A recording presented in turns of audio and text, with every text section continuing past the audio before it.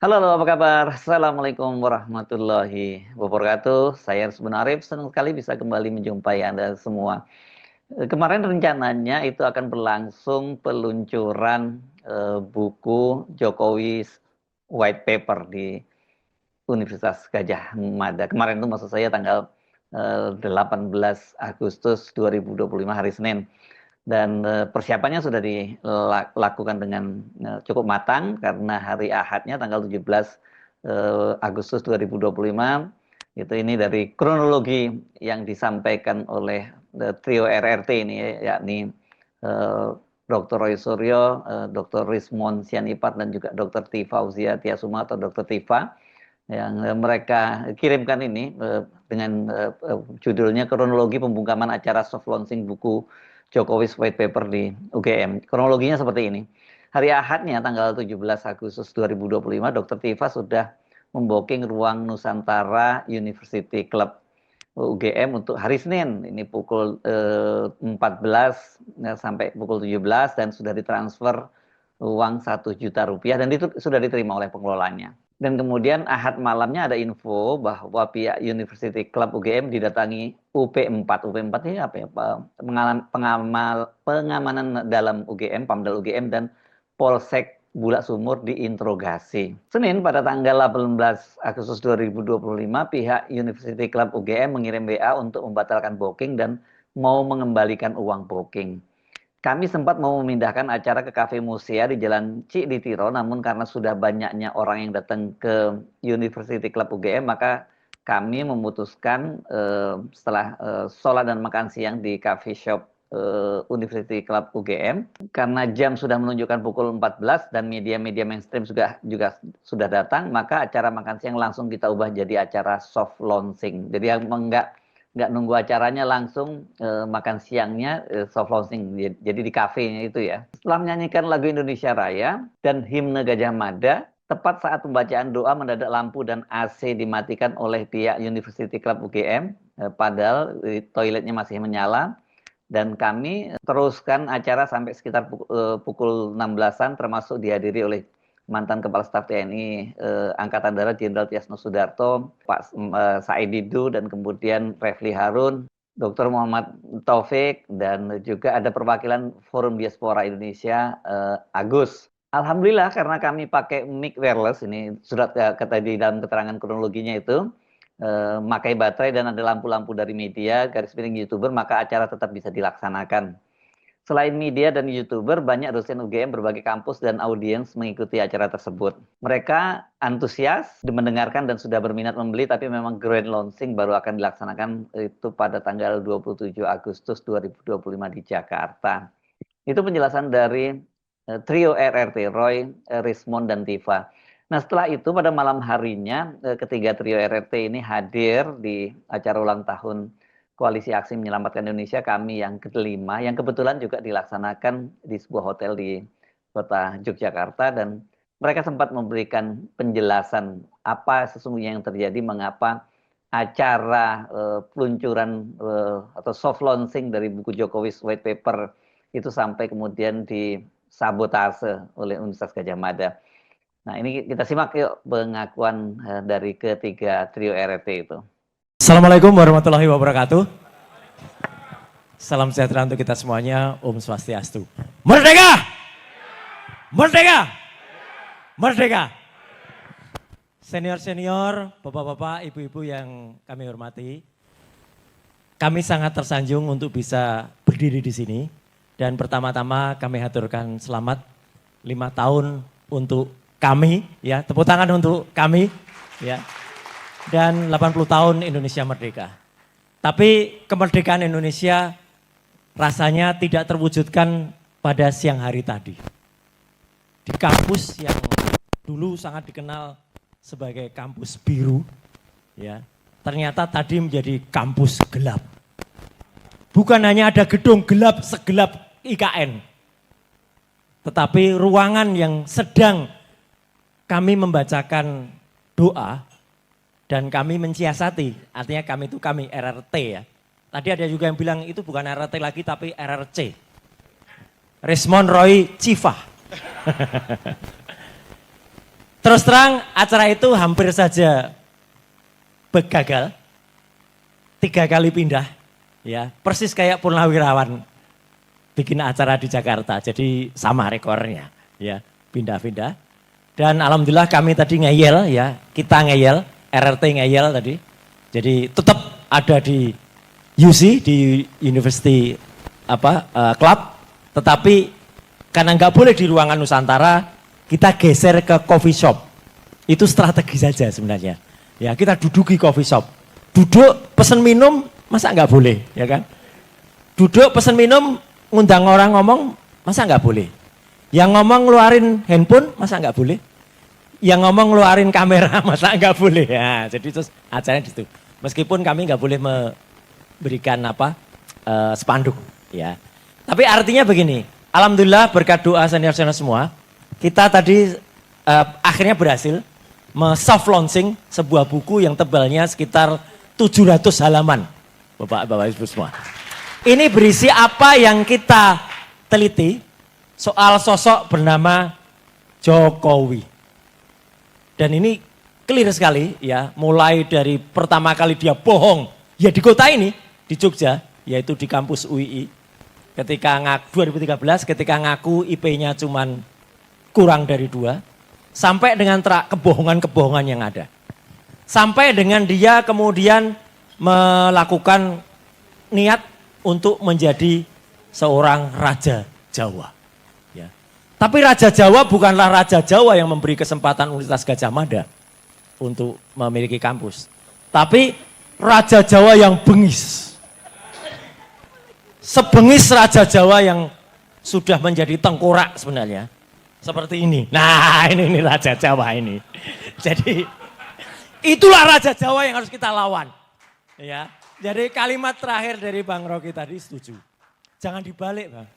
Karena dalam waktu dekat kita tadi sempat foto-foto di UGM. Kenang-kenangan sebelum kami di penjara. Gitu. Gitu. Harus dibalik. Ya. Dan untuk menceritakan detail itu kita dengar dulu suara halus dari Dr. Tifa. Halus. Oke. Bismillahirrahmanirrahim. Assalamualaikum warahmatullahi wabarakatuh. Sebetulnya kita bertiga ini dapat pelajaran bagaimana menghancurkan Joko Widodo. Ternyata Joko Widodo harus bisa dihancurkan oleh orang-orang gila ya, kita bertiga ini. Dia gila, saya gila. Jadi yang diperlukan itu. Ya. Dan saya memang punya rumah sakit gila di Jogja. Nah, jadi kita menggunakan strategi Daud melawan Jalut ya. David melawan Goliat. Bagaimana David yang usianya waktu itu baru 14 tahun, anak kecil, sanggup untuk menghancurkan seorang raksasa seperti Jalut. Dia tahu kelemahan Jalut itu otaknya kecil. Sehingga yang dia pelinteng ya, yang dia ketapelin itu otaknya. Ini metafora. Kita tahu betapa kecilnya otak Joko Widodo. Karena itu yang dia pikirkan cuma uang, kekuasaan. Karena otaknya kecil. Maka karena itu kita susun rencana supaya otaknya yang kecil itu yang kita ketapelin terus-terusan. Dengan salah satunya adalah buku yang kita hadirkan ini.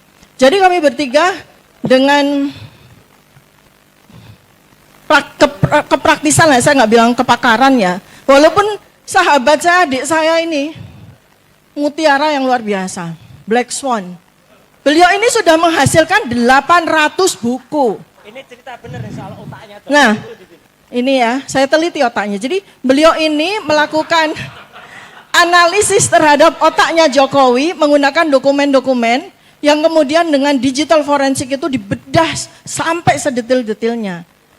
Mas Roy dengan kemampuan telematikanya itu melakukan pembedahan dengan ilmu telekomunikasi, media, dan informatika. Saya dengan ilmu neuroscience behavior saya melakukan bedah otak melalui perilaku, narasi, kata-kata, body language dari Joko Widodo selama 10 tahun kami melihat dari berbagai video. Nah, sedikit saja kalau dari sisi ilmu saya. Kalau kita melihat bagaimana narasi Joko Widodo, we walk the talk, ya. Kemudian bagaimana narasi-narasinya selama ini, bagaimana body language-nya, bagaimana face language-nya, bagaimana dia tersenyum, bagaimana dia bicara, bagaimana dia mengernyitkan kening dan sebagainya, itu sangat tidak konsisten dengan ijazah sarjana. Nah, ini yang kami temukan dengan metode yang kami lakukan dan insya Allah bisa dibaca oleh semua orang valid. Nah, persoalan besarnya adalah Joko Widodo ini adalah prototipe. Prototipe yang berhasil.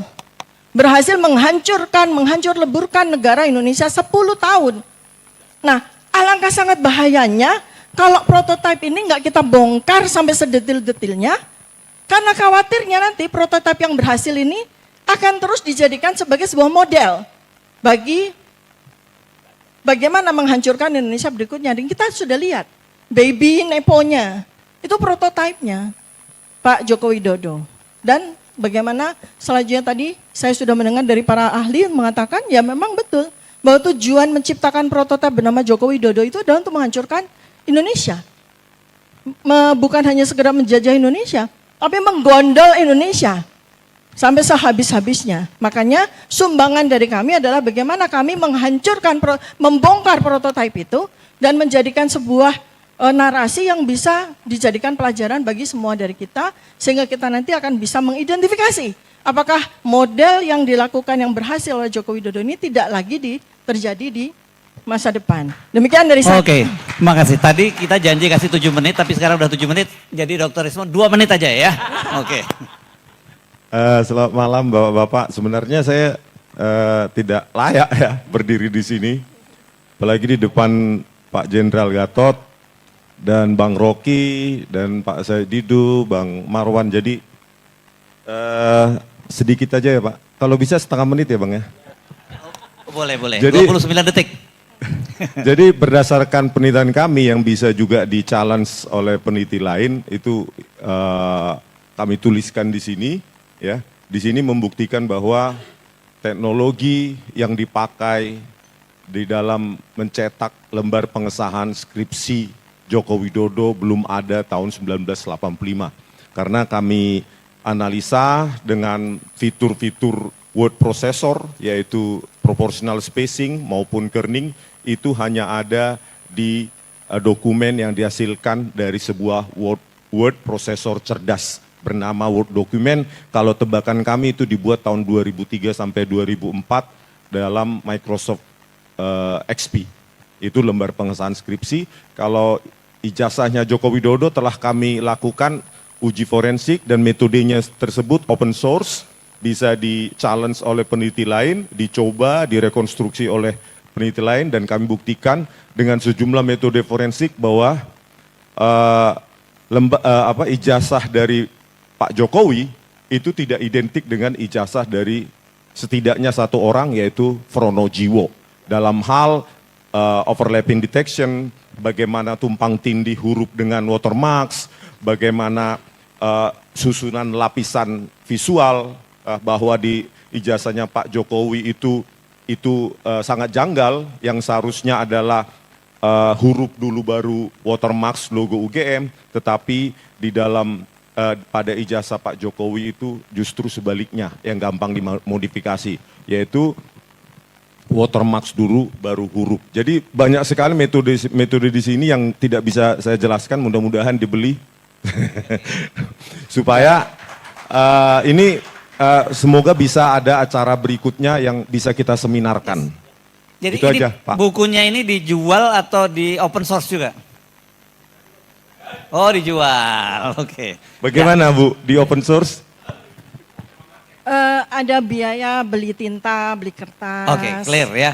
Jadi nanti Untuk riset. beli langsung ke yang bersangkutan ya, dan saya yakin nanti akan pada Insya Allah sebagai penutup, grand launchingnya akan kita selenggarakan 9 hari lagi, Ya. yaitu pada tanggal 27 Agustus. tempat dirahasiakan. Tempat Jakarta. Oh, Jakarta. Ya, tidak di Jogja. Dari Ya. tempat di Jakarta. Ya. Dan nanti setelah itu, insya Allah mohon doanya bapak-bapak semuanya, jenderal-jenderal senior. Ibu-ibu juga. Ibu-ibu juga kita akan distribusikan ke 25 negara dengan bantuan dari FDI, Forum Diaspora Indonesia. Oke, Terima kasih. untuk Wassalamualaikum warahmatullahi Waalaikumsalam wabarakatuh. warahmatullahi wabarakatuh. Ya, silakan kembali ke tempat.